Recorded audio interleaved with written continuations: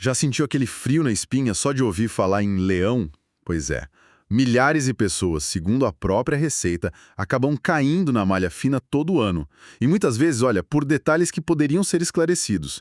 Hoje, a gente vai acompanhar a história do Marcos. Ele encarou pela primeira vez a declaração do imposto sobre a renda e descobriu que o bicho talvez não seja tão feio assim. Olá, que bom ter a sua companhia para mais essa exploração aqui, baseada nas fontes que a gente recebeu. Como vimos com o Marcos, o assunto de hoje é o Imposto sobre a Renda, o IR, né? Aquele tributo que, nossa, gera tanta dúvida, até um certo receio em muita gente. Exato. E é sempre bom lembrar o básico, né? É um tributo federal de competência da União, tá lá na Constituição. Ele incide sobre a renda, o que a pessoa ganha mesmo, ou sobre outros acréscimos no patrimônio, os tais proventos de qualquer natureza. Certo. O objetivo principal, claro, como outros tributos, é gerar receita para o Estado, para financiar saúde, educação, segurança, enfim, tudo. Mas entender como ele funciona na prática, que nem na jornada do Marcos, é que é fundamental. Isso mesmo. E a nossa missão aqui é justamente essa: tentar desmistificar um pouco esse processo todo, sabe? Seguindo os passos e as descobertas do Marcos ao lidar com a declaração e, claro, com base nas informações que a gente apurou. E olha só, um aviso. Fica com a gente até o final. Tem uma informação bem crucial que a gente separou, baseada nas fontes. É um detalhe sobre a chamada denúncia espontânea. Muita gente confunde isso, acha uma coisa e na verdade é outra. E pode evitar uma dor de cabeça danada com multas. Mas ó, só revelaremos mais tarde, para segurar a curiosidade, né? Bom, vamos lá. Tudo começou quando Marcos recebeu aquele famoso documento, o Informe de Rendimentos da Empresa. Primeira vez lidando com isso para valer. Aí já bateu aquela insegurança. E agora? Preciso declarar. Como é que eu faço isso? A cabeça dele ficou a mil. Essa é a dúvida número 1, né? A obrigatoriedade. Não é todo mundo que precisa declarar de fato. A Receita define critérios todo ano, geralmente ligados ao total de rendimentos do ano anterior, né? Se teve bens de certo valor, se operou na bolsa, essas coisas. Entendi. Se o Marcos se encaixou em algum desses critérios, aí sim ele virou o que a gente chama de sujeito passivo, o contribuinte. E aí tem que prestar contas ao leão. E o imposto de renda segue aquele princípio da capacidade contributiva, sabe? Quem ganha mais, em tese, contribui com uma parcela maior. Por isso as alíquotas são progressivas. Certo. Então, o Marcos viu que precisava declarar. Próximo passo: baixar o programa da Receita. Ele foi lá, baixou no computador, abriu e pronto. Outra avalanche de dúvidas. Aquela interface cheia de campos, fichas, códigos, deu um nó na cabeça dele. Pode assustar um pouco no começo, sim. É muita informação, exige organização, e aí vem a fase de juntar a papelada, que é crucial. O informe da empresa, extratos bancários de todas as contas mesmo. Tudo. Tudo que for relevante. Informes de aplicações financeiras, recibos de médico, dentista, escola. É o momento de reunir as provas, digamos assim, do que vai ser informado ali na declaração. O contribuinte precisa informar corretamente os rendimentos, os bens. A legislação tributária define bem quem é o contribuinte e qual é o fato gerador, ou seja, o que faz nascer a obrigação de pagar. Entendi. E foi aí que veio mais confusão para o Marcos. Tá, tô com os papéis, mas onde entra cada coisa? E o que eu posso deduzir? Ele tinha ouvido falar de deduções, gastos com saúde, educação, mas não sabia direito como funcionava, sabe? Quais os limites, o que podia e o que não podia. As deduções são um ponto-chave, realmente. Elas ajudam a diminuir a base de cálculo do imposto. Isso pode significar pagar menos imposto lá no final ou até aumentar a restituição, né? Ah, bom. Mas cada tipo de dedução tem regra específica, tem limite. Gasto com médico, dentista, plano de saúde, geralmente é dedutível integralmente, se você tiver como comprovar, claro. Já gasto com educação tem um limite anual por pessoa, por dependente. Previdência privada, o PGBL também pode deduzir, mas até um certo limite da renda bruta. Tem que ficar atento aos detalhes da lei. E enquanto ele estava lá olhando o informe da empresa, ele viu um valor de imposto de renda retido na fonte, o tal do IRRF. Percebeu que a empresa já tinha descontado um pedaço do imposto do salário dele todo mês. Aí ele ficou mais confuso ainda. Ué, se já descontaram, por que eu tenho que declarar de novo? Ótima pergunta, e a resposta ajuda a entender a lógica do IR. O IRRF funciona como um adiantamento do imposto. A fonte pagadora, a empresa no caso do Marcos, já calcula e recolhe uma parte do imposto todo mês, com base numa tabela. Certo. Isso facilita a arrecadação para o governo, garante um fluxo de dinheiro entrando. A declaração anual, então, funciona como um grande ajuste de contas. Ah, um ajuste. Faz sentido. Exato. Nela, o Marcos vai informar todos os rendimentos dele, não só o salário, e todas as despesas que podem ser reduzidas. Aí ele calcula o imposto total que ele deveria pagar no ano, o IRRF que já foi pago durante o ano é simplesmente abatido desse valor total. Entendi. Então, a declaração serve para fazer a conta final, considerando tudo que entrou e tudo que pode sair, digamos assim. Perfeito. Pode ser que o IRF tenha sido maior que o imposto final devido, aí o Marcos teria direito à restituição, o dinheiro de volta. Ou pode ter sido menor, e aí ele teria que pagar a diferença. Ou às vezes dá elas por elas, né? Bate certinho. Que interessante. E essa retenção na fonte é um mecanismo prático, mas a distribuição dessa grana internamente é até complexa. As fontes até mencionam uma decisão do STF sobre para quem vai o IRRF retido por estados e municípios em alguns casos. Mas para o contribuinte, como o Marcos, o que importa é isso. O IRRF é um pagamento antecipado do seu imposto. Fez todo sentido agora. E falando em outros rendimentos, o Marcos lembrou que tinha uma graninha aplicada, poupança e um pouquinho de CDB, que rendeu uns juros. Coisa pouca, ele pensou. Preciso mesmo informar isso? Precisa sim. Olha, o imposto de renda incide sobre a renda e os proventos. Juros de investimento são proventos, né? Um acréscimo no patrimônio. Mesmo a poupança, que é isenta. Mesmo a poupança, ela é isenta para pessoa física, mas tem que ser informada lá na ficha de rendimentos isentos e não tributáveis.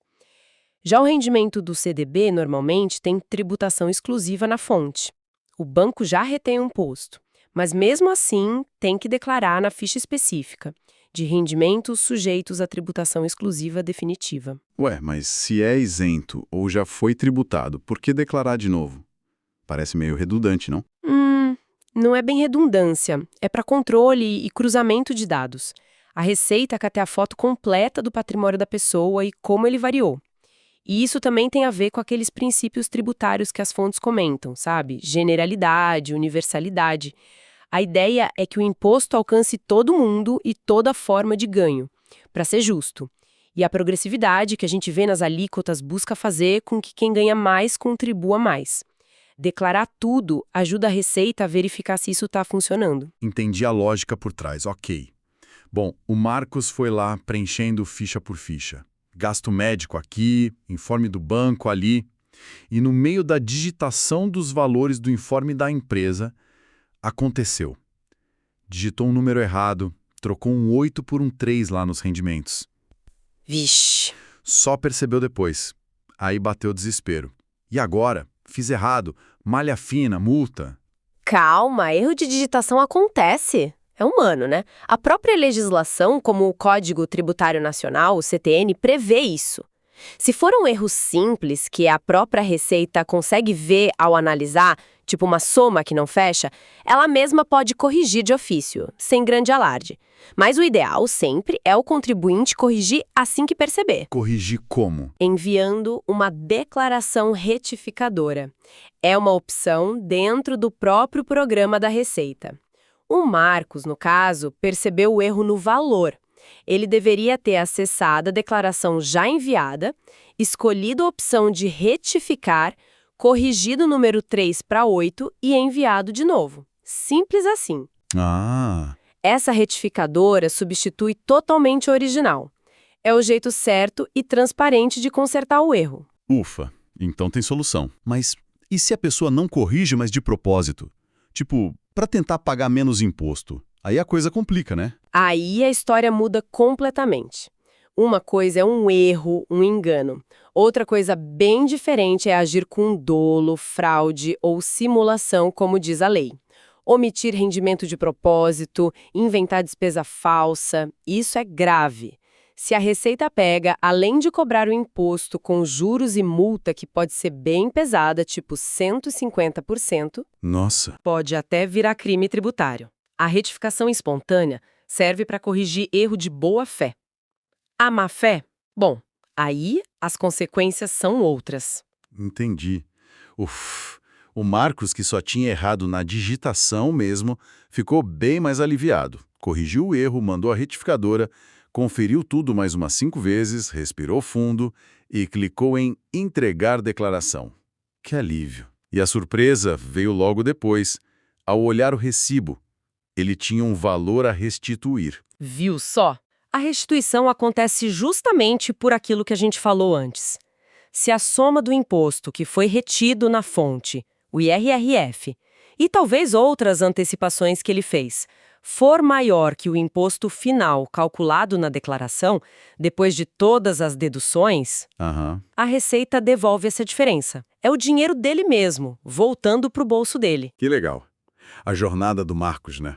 Do pânico inicial ao alívio final. E ainda com restituição. Mostra bem que, com organização, buscando informação, usando as ferramentas certas, como a retificadora, dá para cumprir essa obrigação sem tanto sofrimento. Ele até falou que, no fim das contas, a declaração serviu como um raio-x da vida financeira dele no ano que passou. Interessante isso. E agora? Lembra daquela promessa lá do começo?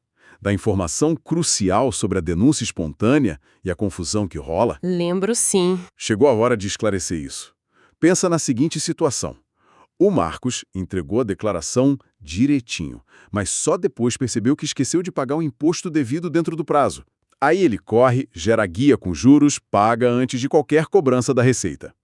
Muita gente pensa, pronto, paguei com juros, tô livre da multa, fui espontâneo. Mas, atenção pessoal, não é bem assim, né? Exatamente. Aqui entra aquele detalhe crucial que as fontes ressaltam e que está ligado à súmula 360 do STJ, o Superior Tribunal de Justiça. Primeiro, vamos entender rapidinho a denúncia espontânea, que está lá no artigo 138 do Código Tributário Nacional.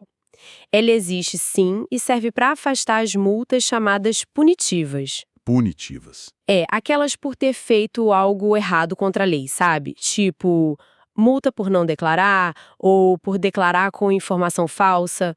A denúncia espontânea afasta essa multa se o contribuinte regulariza tudo direitinho, paga o tributo com juros antes de qualquer ação do fisco ter começado.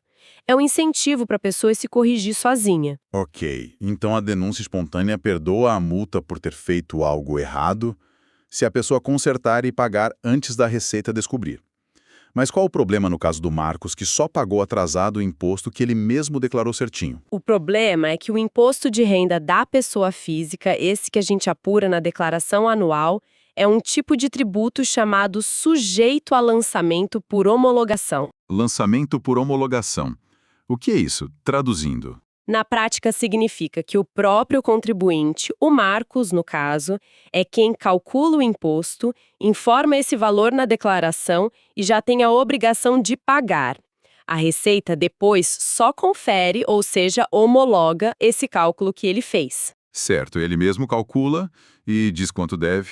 E daí? E daí vem a súmula 360 do STJ, ela é bem clara.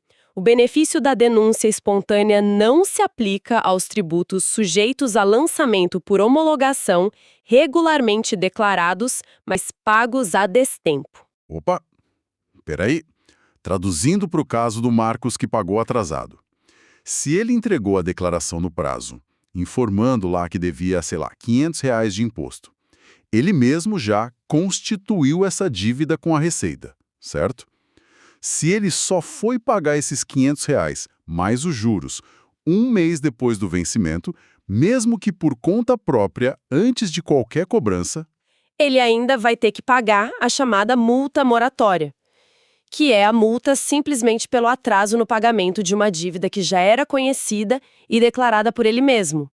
então não escapa da multa de mora. Não escapa. A súmula 360 diz exatamente isso. Nesse caso específico, declarou no prazo, mas pagou fora do prazo, A denúncia espontânea não afasta a multa de mora. A lógica é: você mesmo disse que devia e sabia quando tinha que pagar. O simples fato de pagar depois do prazo, mesmo com juros, já é uma infração, que é descumprir o prazo. E isso gera a multa moratória. E essa multa é alta? Geralmente é de 0,33% ao dia, limitada a 20% do valor do imposto. Não é tão pesada quanto a multa punitiva por fraude, mas é um dinheiro que sai do bolso, né? Caramba, que detalhe importante esse.